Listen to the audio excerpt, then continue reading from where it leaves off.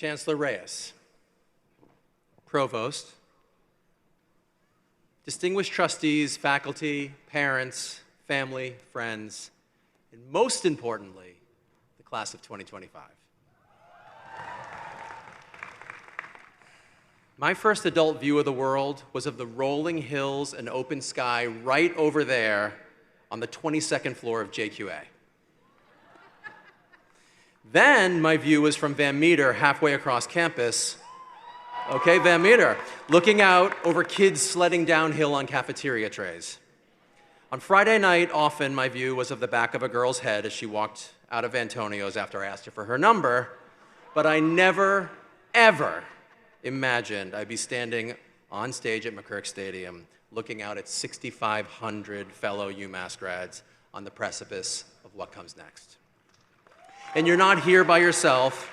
We're surrounded by the families who supported you to this day, who have made untold sacrifices and immeasurable efforts in their time, money, love, in order to shepherd you all to this moment. Even my own family now has come to my UMass commencement not once, but twice. And of course, the unsung heroes, the professors. They've devoted their lives to the forward movement of humanity and welcome new perspectives in order to support you, the next generation of great thinkers and doers. So, one more time, I'm not gonna make you stand up. Let's just give it up for everyone here who helped you get here today.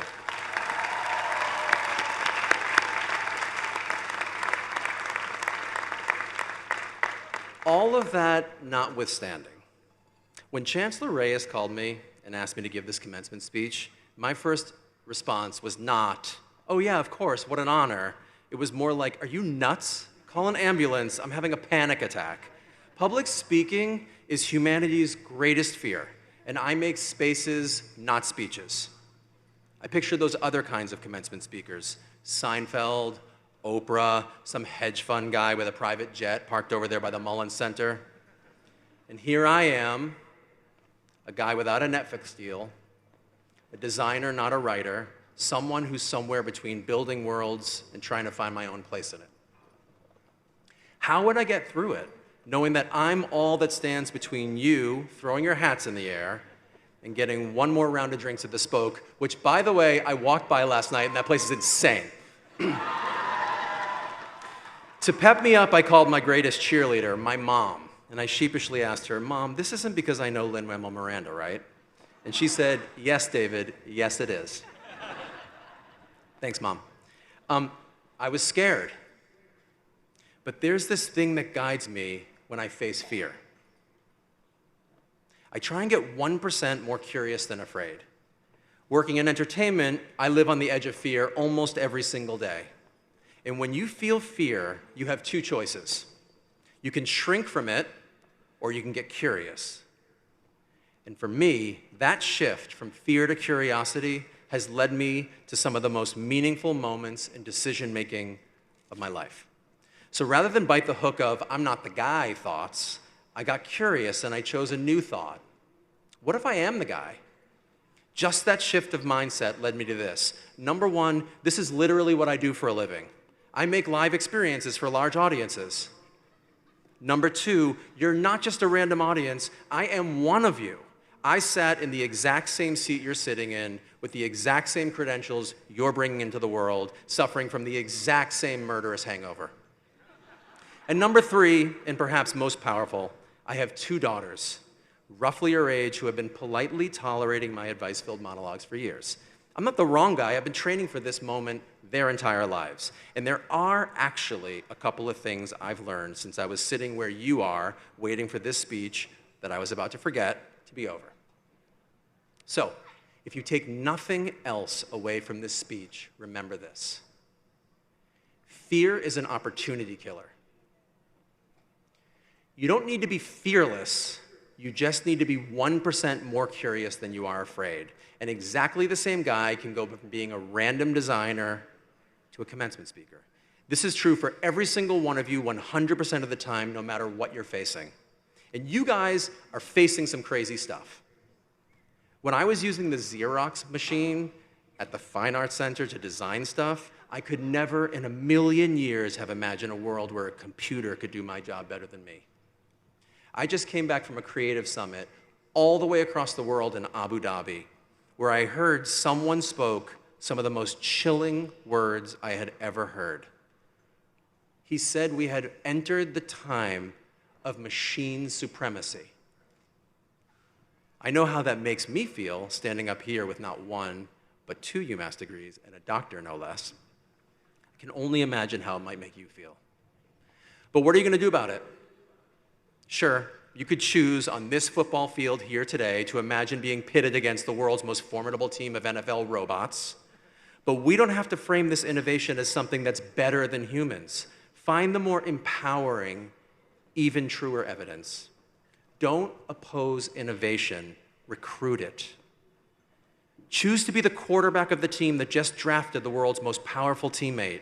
How can we see this as something that takes our capacity 75 yards further down the field, closer to our goals? Because then you don't have to stop at curiosity, you can go all the way to excitement. And excitement is the single most fertile place to create from. It is entirely possible to get there from exactly the same set of facts. Don't trust my word for it, look at history. Every single time we innovated and panicked in response, we found a new way forward. Did the invention of the printing press stop people from giving speeches? Sadly, no, it did not. Every leap, radio, television, telephone, even electricity came with panic. With each one, we had a choice: fear the risk or embrace the potential. The question is always, how can this tool optimize and amplify something deeply human in us?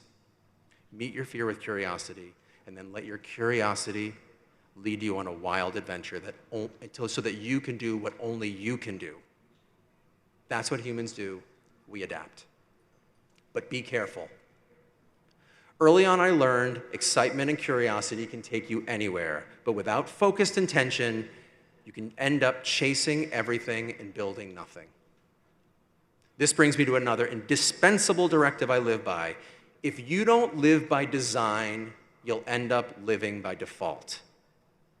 Get clear on your vision and make sure the choices line up with your goals. Are you moving closer towards your dream, or do they leave you wandering vaguely towards the pond to hang out with the ducks? As my career has grown, I've had to be very, very deliberate about what projects I choose. The members of my studio started asking, why are we taking these jobs? Why are we saying no to things that feel like yeses? I needed a way to articulate the direction of my studio's creative vision, and so I came up with something that I call the 3-bucket rule. Bucket number 1, money. Bucket number 2, amazing collaborators. Bucket number 3, meaningful work. The rule is, for every project we take, at least 2 out of the 3 buckets have to be full. No exceptions. I didn't think I'd have to tell you guys to go out there and stack some cash, but I've been told that your class has far more integrity than the Gen Xers I graduated with. You can choose to be noble and focus only on making meaning in the world, but for all our sakes, I hope you can pull that off. But try not to think about money like material goods or greed. It's a way to create leverage to do the things that you care about, and it buys you the most precious resource there is: time. Time to think, to follow your heart, to use your voice, to stand up for what you believe in, to fill the other buckets. It's hard to build a meaningful life if you're drowning in survival mode. But since Gen Z has its own priorities and principles, don't take my buckets. Make your own based on your own guiding values. Mine ensures that I'm always collaborating with people who inspire me and make work that shifts culture. What will yours be? Just check your efforts against your own system. The time you spend on autopilot won't magically add up to the life you had hoped for. That's default, not design. Balance is active, not passive. If you're not checking in, one bucket could overflow while the others quietly run dry. And it almost never happens. You get to fill all the buckets at once, and that's okay because 2 out of 3 buckets is plenty. Like the time around 2014, I did this kind of fringe project that paid me around $5,000 for an entire year's worth of work. It was called Hamilton. Heard of it? When I say Hamilton, does everyone know what I'm talking about? For anyone that doesn't know, Hamilton is the most successful musical of the century, and I was lucky enough to design it. Thank you. Working on Hamilton with our incredible creative team reinforced another thing I want to share with you today. I came to work on day one with tons of ideas for moments that could help tell the story. Young, scrappy, and hungry. That was us. We would go on to create dozens and dozens of rooms where it could happen. One of my favorite ideas and earliest was 2 rotating turntables on stage. This was dismissed as impractical, possibly dangerous, would have made it impossible to rehearse. Bad idea. We talked about making an all-dirt floor that would have created so much dust it would have been impossible to sing without coughing. A giant marble column at center stage that would have made it impossible to block the actors on stage. Even an oversized piece of parchment paper and a 30-foot tall quill that would have made it impossible to pay attention to the show literally at all. Bad idea, bad idea, bad idea. But anyone can be a critic. Dismissing a bad idea is easy. Confronting it and trying to make it work is hard. Do the hard thing. Make space for the possibility in each impossible one. And in doing that, we found that one of these seemingly bad ideas might be kind of great, the turntables. They were the structural element that would best serve the integration of all of our disciplines, the choreography, the staging, and the gravitas of the show. And then the set got even better. We built a reflecting pool on stage. The show ended by revealing a 6-foot-wide body of water in the middle of the stage that invited the audience to reflect while asking, who lives, who dies, who tells your story? It was a living monument. It was profound, it was beautiful, and it was a sexy design moment for me. But in that moment, the audiences were not wondering who lives, who dies, who tells your story at all. They were thinking, is that real water? Was that under the floor the whole time? Hope they don't trip and fall into that pool. So we cut it. We drained the pool immediately because it was a distraction instead of a reflection. The thing is, you have to sit with the humbling discomfort of all the bad ideas to get to the one that becomes your turntables. And then you have to do the harder part. Be willing to kill the ideas you love. We never looked back. In the show, our collective effort became the monument to Hamilton, not the pool.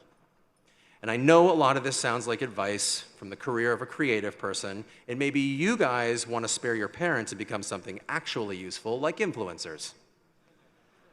Don't let the specifics of my career cloud the universal lessons I've learned from it. Killing your ideas can be an act of putting your ego aside for the collective good, no matter how beautiful, cool, or well-intentioned the idea is. And I know that the strategies I've outlined today might seem designed to move you forward personally. Be 1% more curious than afraid. Innovations that seem like obstacles can be opportunities. Live your life by design, not by default. Embrace the bad ideas and be ready to surrender your favorite ones. But stepping boldly into your greatness is not an act of self-importance. It's an act of service for us all. All the elders who loved you and led you into these caps and gowns, until today, they were the grown-ups. Today, you become a grown-up and they become your peers. And so, I have to leave you with some tough love from the humblest place in my heart. To take the opposite approach, to doubt yourself, that mindset gives you permission to fail. And while you may not want to fail, the fact is we, your peers, the collective, this earth needs you, every single unique creative being among you to succeed. I've had many views since leaving UMass, and I've stood on a lot of stages. But today, I'm looking at thousands of the brightest lights I have ever seen flickering into existence right in front of me. I have no doubt you'll leave your unmistakable mark on the world, build bravely, and build beautifully. And congratulations, class of 2025.